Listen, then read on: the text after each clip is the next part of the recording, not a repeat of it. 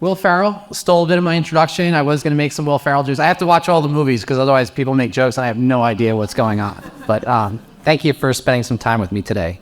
So as I mentioned, or as I was mentioning in my introduction, I've been in cybersecurity for about almost 20 years now. I did about 16 years at Booz Allen, supporting everything from military radios and securing military data to supporting cyber operations, and ultimately finished out my time in the financial services sector, helping remove bad guys from environments and maturing their cyber programs. Came to TikTok about 2.5 years ago or so to build a program that included people, process, and technology to address the national security concerns.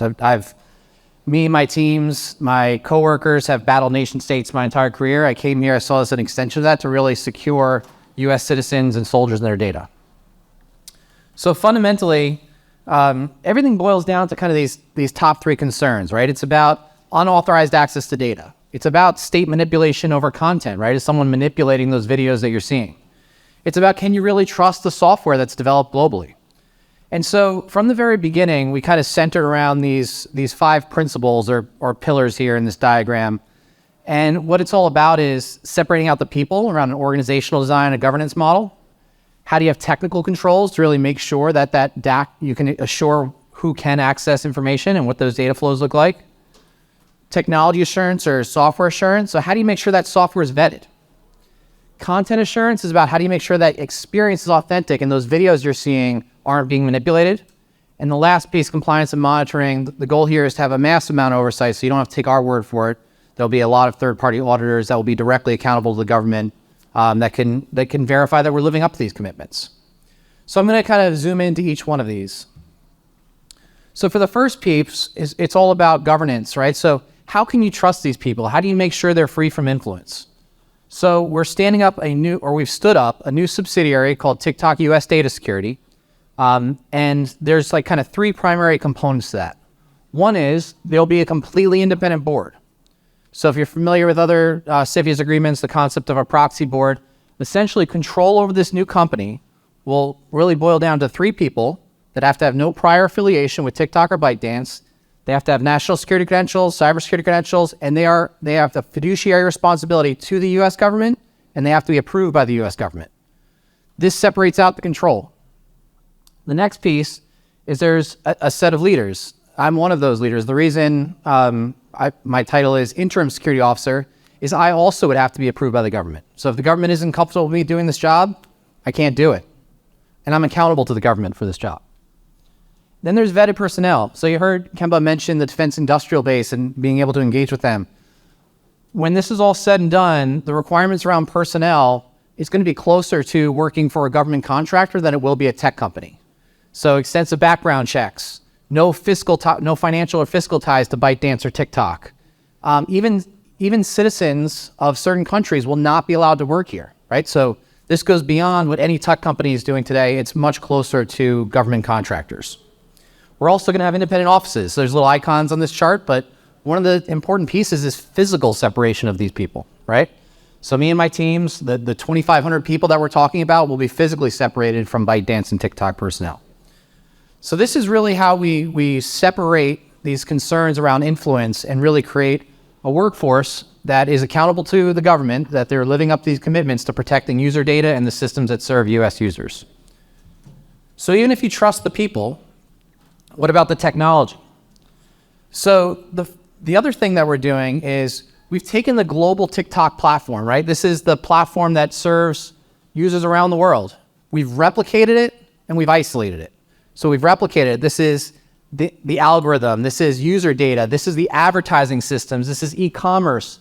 This is content moderation. We've taken everything that is TikTok and supports TikTok, replicated it, isolated in the Oracle Cloud. What I mean by that, I know this is just a pictorial representation, but there are these technical gateways. In the government, you would call them cross-domain solutions.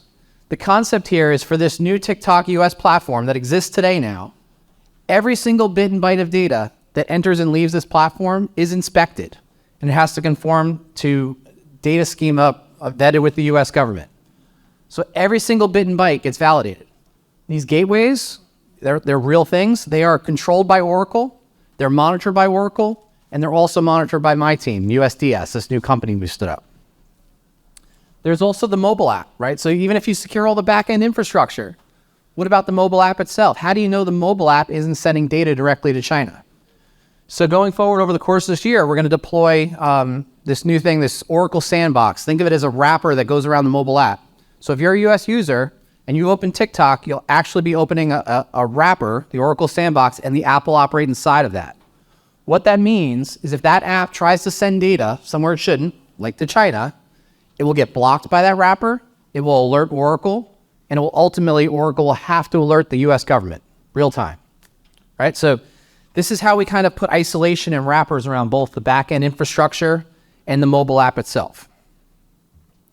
So what about the software? That third pillar was all about software assurance. Again, we're breaking new ground here. No one's ever done anything like this, but essentially what we're doing is every single line of code, whether it's TikTok code, whether it's third-party code, whether it's open source code that could be developed everywhere, every single line of code has to be inspected by Oracle and another third-party source code inspector approved by the US government. So you've got two parties looking at every single line of code, and it has to come through these dedicated transparency centers. This is where this work will get done. And it's happening today. We actually opened our first one up in Columbia, Maryland, up on January 12th. So if and only if it makes it through this process, the software gets signed, and then it can be deployed. If it does not go through this process, it does not run. So every single piece of software needs to get inspected, validated, and only then can it actually operate for the US users. But just like last time, there's also a mobile app. So the mobile app's a little different because it's got to leave kind of this server infrastructure. It's got to leave the cloud, right? And so what we're doing for the mobile app is Oracle is actually going to compile the app, and they're going to hand deliver it to Apple and Google. The reason we do this is that we can make sure that the same code that Oracle and that third party reviewed is the same code that actually shows up at Apple and Google, and it wasn't manipulated along the way. This will be the first time anyone's had a third party kind of deliver an app to the App Store on their behalf.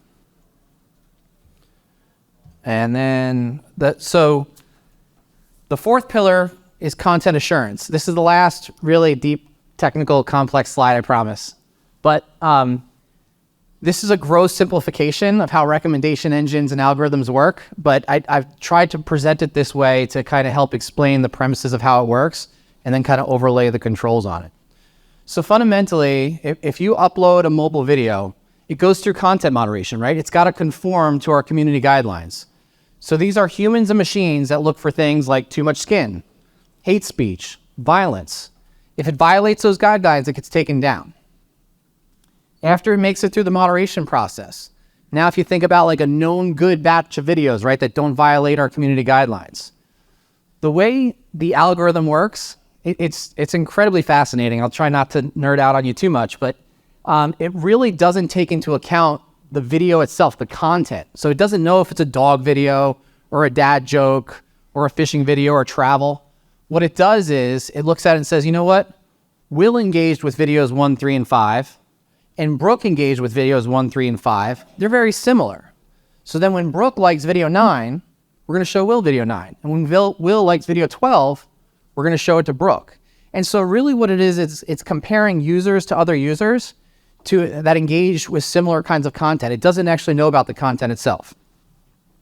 And then we do promotion and filtering. So when the World Cup was going on, we promoted the World Cup. Thought it was relevant. It's time sensitive. It's exciting. So we thought users want to see that. When Taylor Swift joined the platform, we promoted Taylor Swift. When Beyonce joined the platform, we promoted Beyonce. These are standard business things that we do because we think users want to see it. We want it to be compelling and engaging. We also filter some videos. So we have rules. There's like a short, less than 100 rules that say things like don't show the same creator back to back. Don't show the same song back to back. Make sure at least 4 out of 8 videos are from your home region. These are things that just make it a compelling experience for our users.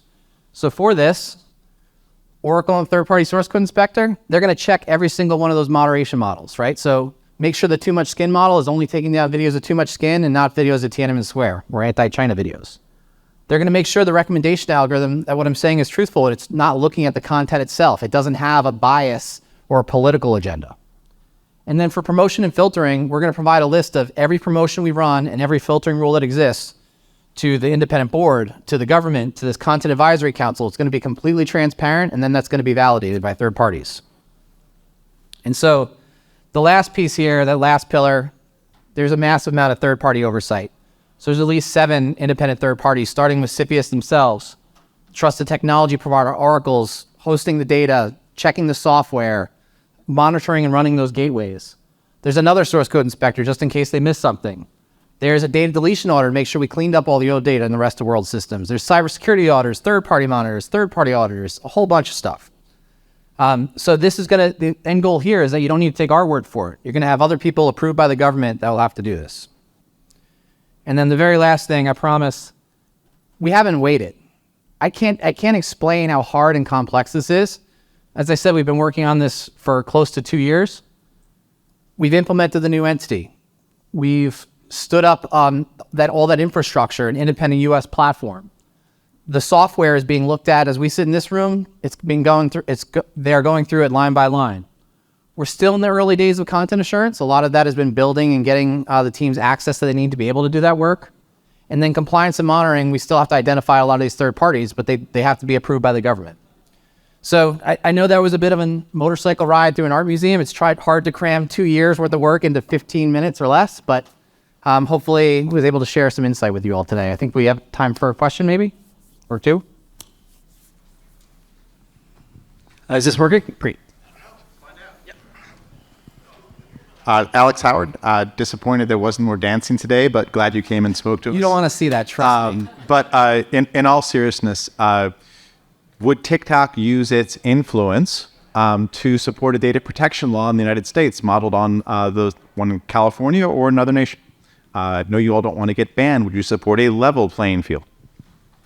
So first, I'll admit that I'm the security guy, not the policy guy, but I really do believe that the answer to the question is yes. I think, again, being the security guy, I'm incredibly proud of what we're doing, and I think it sets a new bar, right?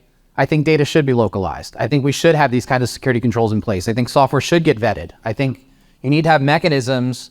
We're gonna be the first company that opens up all their AI models, right? Everybody else treats this as a black box. We're gonna open it up. It's gonna be an unprecedented amount of transparency.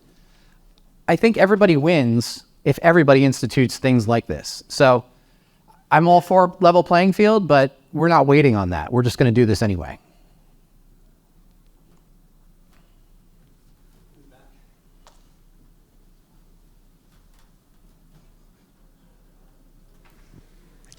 Hi. I'll stand up. Hi, Luke Hogue with the Lincoln Network. I'm just kind of curious about the auditor side of this, because you've talked about the importance of third-party auditors, but Oracle, is kind of has a financial interest in what TikTok is doing. Can you talk a little bit more about how you're selecting the third-party auditors specifically for source code and the data gates and all of that? Sure.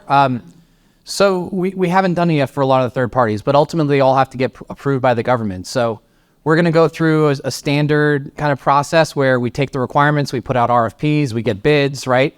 And then the government requirements vary on the different kinds of auditors, but ultimately they all get approved by the government. But we're going to follow a standard RFP process. You're going to see a lot of the top cybersecurity companies or data companies and things like that that really can do this at a technical level.